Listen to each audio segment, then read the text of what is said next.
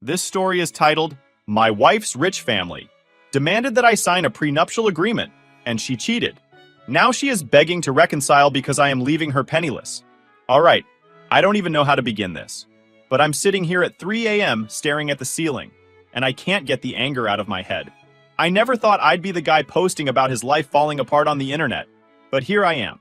My 47 million wife, 45 female, of over 20 years cheated on me. Let me just put that out there. 20 freaking years. I trusted her with everything. My time, my love, my kids, and she blew it up for some guy who's closer to our kids' age than hers. I don't even think I'm fully angry yet. It's more like a dull, numb ache that's taking its sweet time to hit me properly. But here's where the story starts. Way before all this mess. Before the betrayal. Before the cheating. Before everything fell apart. So my wife and I got married in our early 20s. We met in college. Typical story, I guess. I didn't have much growing up. My parents were hardworking people, but we weren't rich. My wife, on the other hand, came from money. Her family was on a whole different level. Her dad owned some big businesses, and her mom threw charity dinners like it was her day job.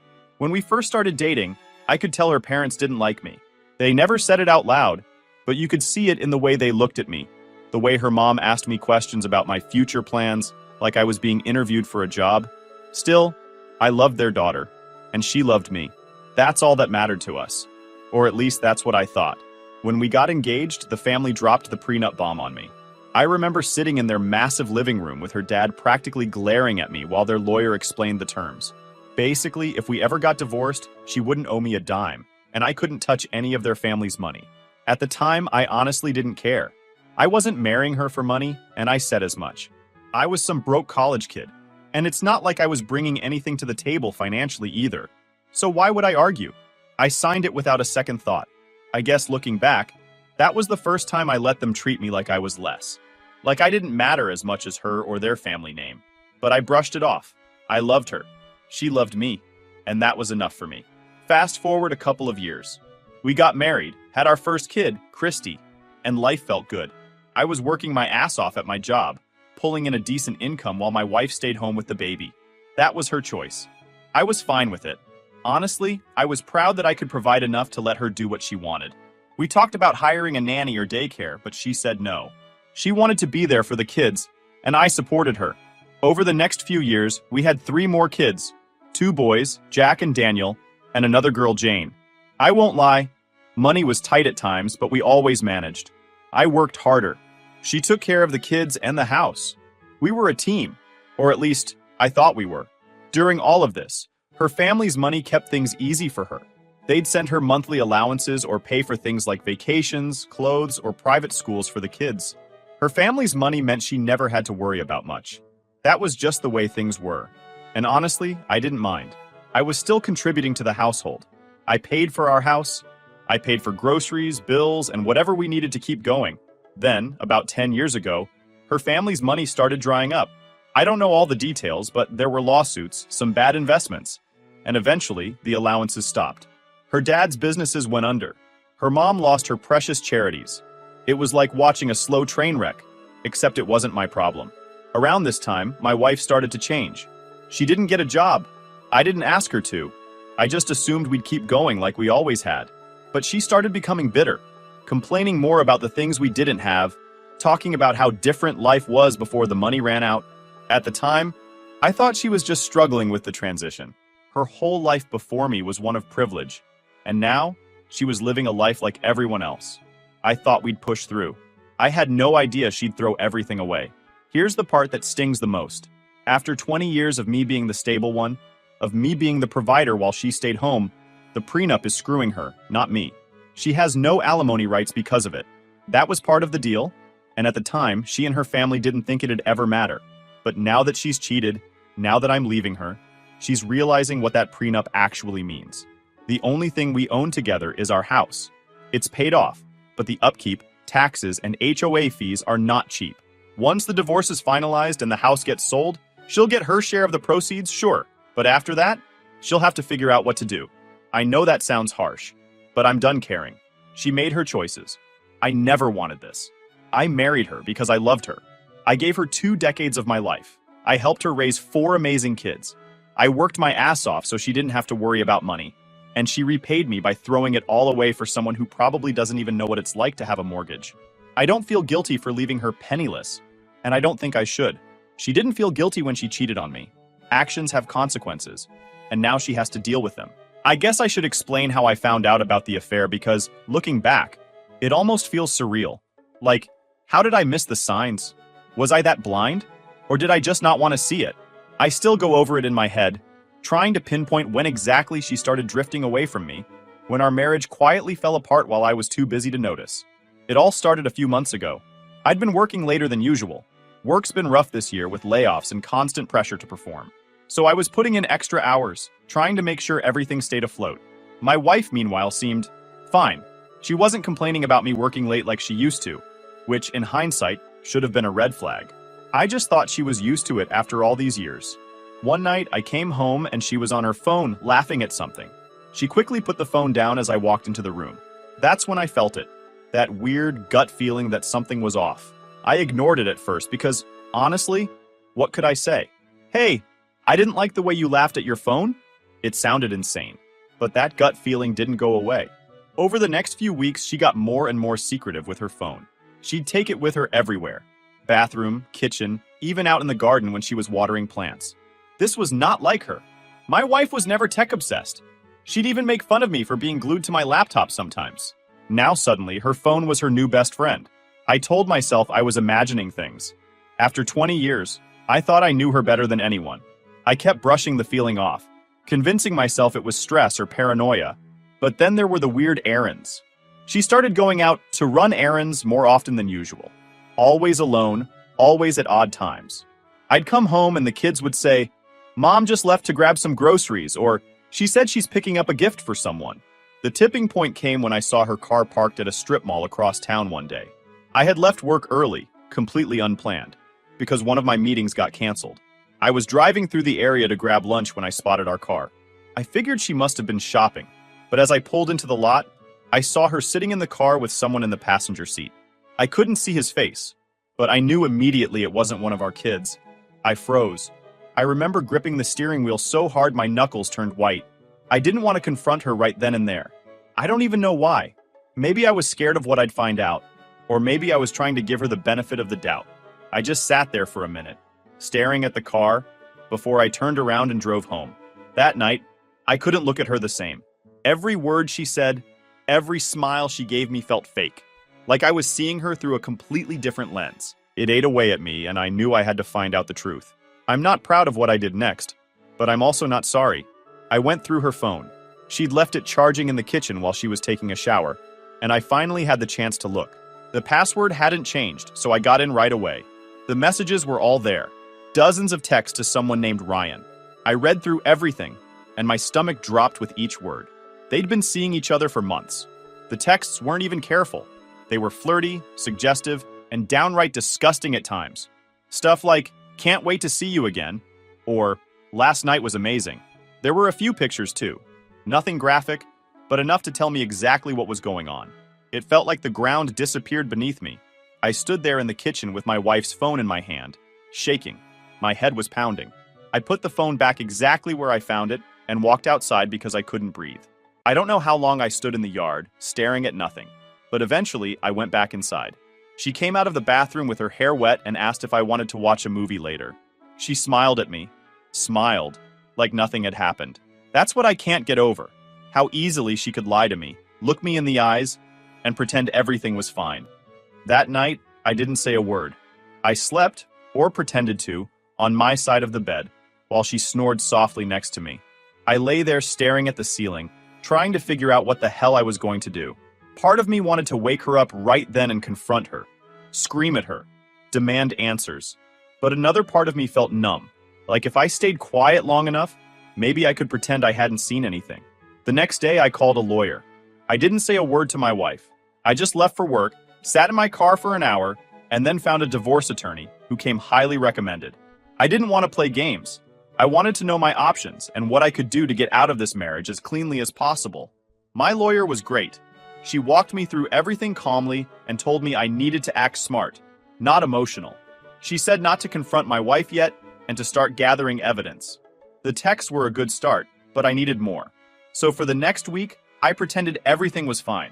I acted normal while quietly gathering proof, bank statements, her location history, screenshots of messages. I felt like a damn detective in my own house. It was the worst week of my life. Finally, I had enough. My lawyer filed the paperwork, and my wife got served the next morning. Her face when she opened the envelope is something I'll never forget. Shock, confusion, maybe even a little fear. She looked up at me, and all I said was, "I know." I didn't yell. I didn't explain. I just walked out of the room. I'll never forget that day because it was the last time I felt like my life was still somewhat in my control. Little did I know things were about to get even messier. I'll be honest. When I first found out about the affair, my biggest concern was keeping it between me and my wife. I didn't want my kids dragged into it. They didn't deserve this mess. And I didn't want to shatter their relationship with their mother. I figured the less they knew, the better. I thought I was protecting them. Of course, that's not how it went. The moment my wife got served with divorce papers, she decided to flip the script. Instead of dealing with what she'd done, she ran straight to our kids and turned on the waterworks. I wasn't there to see it firsthand, but apparently, she sat them all down in the living room and told them I was giving up on the family and rushing to divorce over one mistake. One mistake. That's how she described it. Like forgetting to take out the trash or being late for dinner. Jack, 18 million, our youngest, was the first to come to me about it. He's always been the no-nonsense kid of the family. He knocked on my office door one evening, sat down, and flat out asked me, "Dad, what's going on?" I tried to keep it simple. I said, "Your mom and I are having some serious issues, and we're not going to stay together." He nodded, processed it for a second, then asked, "Did she cheat?" The question hit me like a punch. I wasn't expecting him to put it together so fast, but Jack's always been sharper than people give him credit for. I didn't lie. I said, "Yes, she did." I saw the anger flash across his face, but he didn't say anything else. He just nodded again and left. That was the start of it. From there, the other kids started asking questions. Jane, 20F, texted me first. She's quieter than her siblings, more reserved, and I think she was trying to feel me out. She asked if it was true I'd filed for divorce. When I said yes, she just replied, "Okay." No follow-up, no judgment. Jane's always been the type to keep her thoughts to herself, but I could tell she was hurt. Daniel, 19 million, on the other hand, was more upset about the situation as a whole. He called me a few days later and asked if there was any way we could work it out for the family. I had to explain to him that trust is everything in a marriage, and once it's gone, you can't get it back. I told him I couldn't spend the rest of my life with someone who looked me in the eyes and lied to me. He seemed to understand, even if he didn't like it. Then there's Christy, 22F. I saved her for last because, honestly, her reaction has been the hardest for me to deal with. Christy has always been close to her mom, closer than she's ever been to me. That's not to say we didn't get along, but I was the strict parent, the one who made the rules and enforced them while my wife played the fun, easygoing mom. So I wasn't surprised when Christy took her side immediately, but it still hurt like hell. She showed up at my house one evening, practically demanding to talk to me. I let her in, and she wasted no time tearing into me. "Why are you doing this to Mom?" That's the first thing she said. Not a question about what happened, not asking for my side of the story, just accusing me. I stayed calm because, at the end of the day, she's still my daughter, and I love her. I told her the truth, plain and simple. Her mom cheated. I said I couldn't forgive that, and I wasn't going to pretend like everything was fine. Christy shook her head and started crying. But she's sorry. She knows she messed up, and she wants to fix it. I couldn't hold back at that point. I told her, "Christy, this isn't something you fix. This isn't a broken plate you can glue back together. Your mom made choices that destroyed this marriage. I'm not going to stay married to someone who doesn't respect me." She looked at me like I'd slapped her. "You're just giving up," she said. "You're destroying this family because you're too proud to forgive her." That's what broke me. I wanted to yell. I wanted to scream that I'd given 20 goddamn years to this marriage, and her mother was the one who destroyed it. I bit my tongue, though, because yelling wouldn't solve anything. Instead, I told her, "Christy, I love you, but this is between your mother and me. You don't understand everything, and it's not your job to fix it." She left angry, and for the next few weeks, every time I heard from her, it was more of the same. Pleading, crying, and begging me to give her mom another chance. I kept offering to pay for therapy for her because I knew she was hurting, but she wouldn't take it. She just kept telling me there wouldn't be anything to cope with if I'd stop the divorce. At this point, I had to limit contact with her for my own mental health. It killed me to do it, but I couldn't keep having the same argument with her every day. I told her I'd talk to her again once things calmed down, but until then, I needed space. The other kids stayed neutral for the most part. Jack stopped talking to his mom entirely after he found out about the cheating. Jane tried to stay out of it, but I could tell she was quietly supporting me. Daniel was torn, I think, but he kept his distance from both of us. My wife, though? She saw all of this as leverage.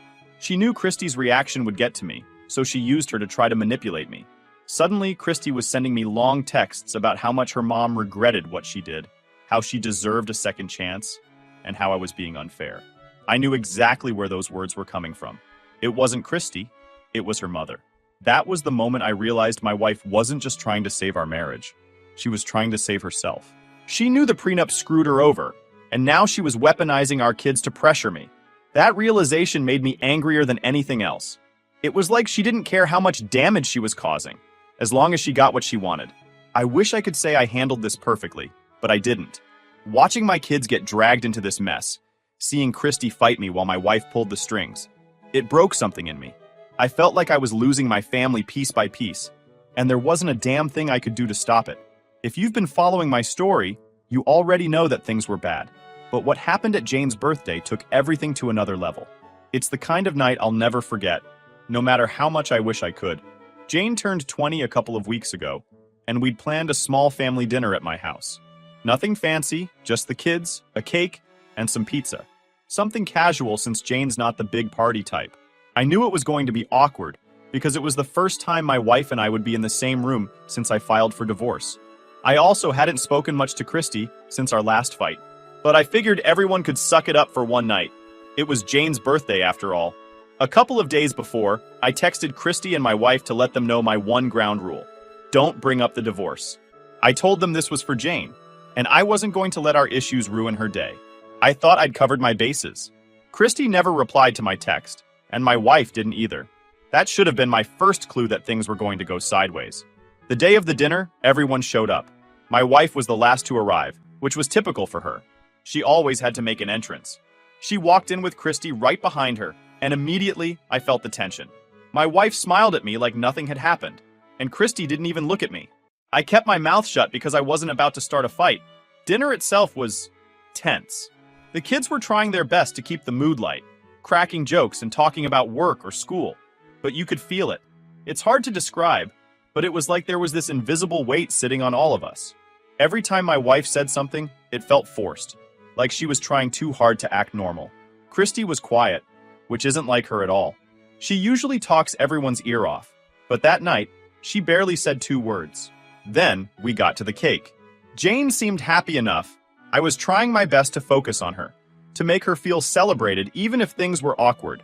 But as soon as the candles were blown out and we started cutting the cake, my wife decided that was the perfect moment to start her little speech. "Isn't it nice to have the family all together again?" she said, raising her glass like we were at some perfect family dinner in a movie. "It's so important to put aside differences and come together for the people we love." I froze. I could feel the blood rushing to my face because I knew exactly what she was doing. This wasn't about Jane or her birthday. This was about the divorce. She was trying to guilt trip me in front of our kids, and the worst part is she was doing it under the guise of being a loving mother. The room went silent. I glanced at Jane, and she looked down at her plate, clearly uncomfortable. Jack, my youngest, was the first to break the silence. "Are you serious right now?" he said, glaring at my wife. "You couldn't just keep it to yourself for one night?" My wife tried to play innocent. "What? I'm just saying it's good to be together. That's all." Jack wasn't having it. "No, you're not. You're making everything about you, like always." That's when Christy jumped in. "She's not making it about her," she snapped at Jack. "She's trying to fix things. She's the only one who's trying to keep this family together." At this point, my head was pounding. I wanted to stop it before it turned into a full-blown fight, so I said, "Enough! This isn't the time or the place." But it was too late. Jane, who had been quiet all night, suddenly slammed her fork down on the table. "Oh my God, just stop!" she yelled. "Christy, you're only on Mom's side because you helped her cheat." The entire room went dead silent. You could have heard a pin drop. I turned to Jane, stunned. "What did you just say?" I asked. Jane looked angry, angrier than I'd ever seen her. She turned toward Christy. You knew, didn't you? You knew about Mom's affair, and you helped her hide it. I looked at Christy, and I swear she went pale. She didn't say a word.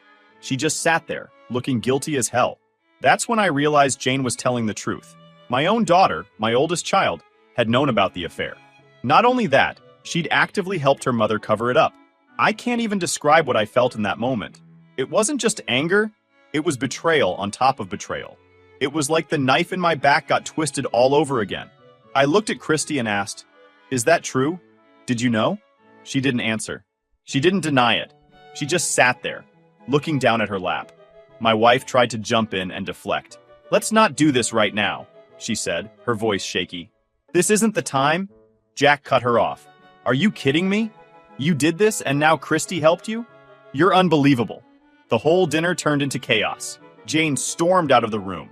Jack was yelling at Christy, and Daniel was just sitting there, completely stunned. I didn't know what to do. I was too angry, too hurt, too overwhelmed to even process what was happening. I stood up, looked at Christy and said, "We're done talking for now. I can't even look at you." Then I walked out. I sat in my car for probably an hour that night, trying to process it all. My wife had betrayed me, but Christy? I never thought she'd be capable of something like this. I get that she's close to her mom, but covering up an affair?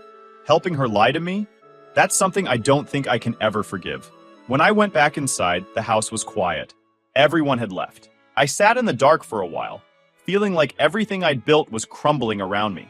That night, I decided I couldn't keep trying to fix things with Christy. Not now.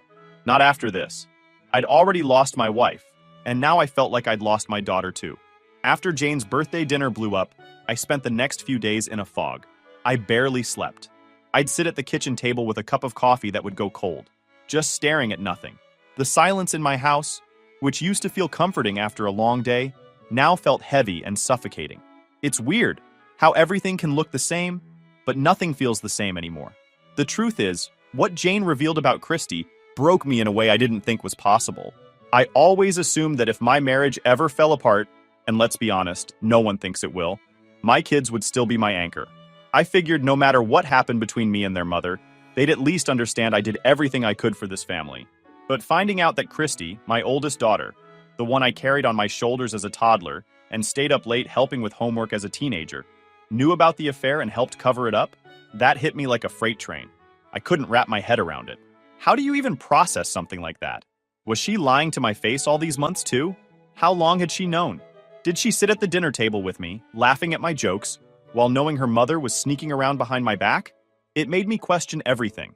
Every hug, every "I love you," every conversation we'd ever had. It all felt tainted. I didn't want to believe Jane at first. I hoped she'd been mistaken, that maybe she'd misunderstood something. But when I replayed the look on Christy's face that night, how pale she went, how she didn't deny it, I knew. She couldn't even look me in the eye. And her silence told me everything I needed to know. The next morning, I tried to distract myself. I went for a long drive with no destination, just circling the outskirts of town with the windows down. It didn't help. Everywhere I looked, I was reminded of my family, of the life I thought I'd built. The gas station I'd taken Christy to when she was learning to drive. The park where we used to have picnics. The ice cream shop the kids loved when they were younger. It was like my entire town was mocking me. When I got back home, I sat down and tried to write Christy a text. I thought maybe I could calmly ask her why. Why she'd do this. Why she'd betray me like that. But every time I started typing, my anger took over. I'd start with, "How could you?" and then delete it. I'd try something softer like, "Can we talk?" But that felt pointless. What was there to say? I knew I'd just end up yelling, and I didn't want that. So I didn't send anything. I spent most of that day replaying memories of Christy in my head. When she was little, she used to sit in my lap and tell me I was her hero. I was the one who took her to her first concert when she was 13. I remember how happy she was, holding my hand the entire time, because the crowd was so big, and she didn't want to get lost. She used to call me for advice about boys or college classes when she moved out. So how did we get here? How did I become the villain in her eyes? I keep thinking maybe I wasn't enough of a dad to her. Maybe I worked too much. Maybe I didn't spend enough time bonding with her, and that's why she sided with her mom so easily. I don't know. I'll probably never know. That evening, I finally broke down. I'll admit it. I'm not ashamed. I cried like I haven't cried since I lost my own father. It wasn't just about my wife anymore. It was about my daughter. I've always been the type of guy who holds things together for everyone else, but I couldn't hold it in anymore.